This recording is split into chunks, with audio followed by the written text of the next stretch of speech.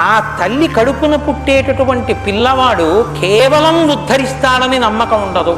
ఎందుకో తెలుసా? కొడుకులు చాలా రకాలుగా వస్తారు. ఒకడు శత్రుపుత్రుడు వస్తాడు.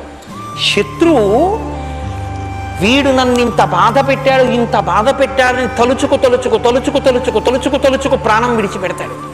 అది చాలా కోపంతో వాడు అలా క్రోధం పెట్టుకు మరణిస్తే ఈయనకి కొడుకుగా వస్తాడు. నాన్నగారు వాడిని, ఒరే నువ్వు ఇంజనీరింగ్ చదువు అన్నారు అనుకోండి, అదే నేను చదవనండి. ఒరే నువ్వు వ్యాపారం చెయ్యి, అదే నేను చేయనంటాడు. ఒరే నువ్వు అన్నం తిను, నేను తిన్నట్టాడు. ఒరే ఆయనకి నమస్కారం చెయ్యి, నేను చేయనంటాడు. వాడికి ఒకే ఒక లక్ష్యం ఏమిటంటే తండ్రి ఏడవాలి. తండ్రిని ఏడిపించడమే ప్రయోజనం. మీరు చూడండి, కొంతమంది కొడుకులు ఉంటారు, ఊళ్ళో వాళ్ళకి మంచివాళ్ళు, తండ్రికి అన్నం కూడా పెట్టరు. మా నాన్నగారి పేరు మాత్రం ఎత్తకండి అంటారు. ఎందుకో తెలుసా అండి? వాడిని వదలలేడినే. పుత్రేష ఎలా వదులుతాడు? వదలలేడు. ఇంతకు ముందు జన్మలో ఏడిపించిన ఏడుపు వాడు ఇప్పుడు ఏడిపిస్తాడు.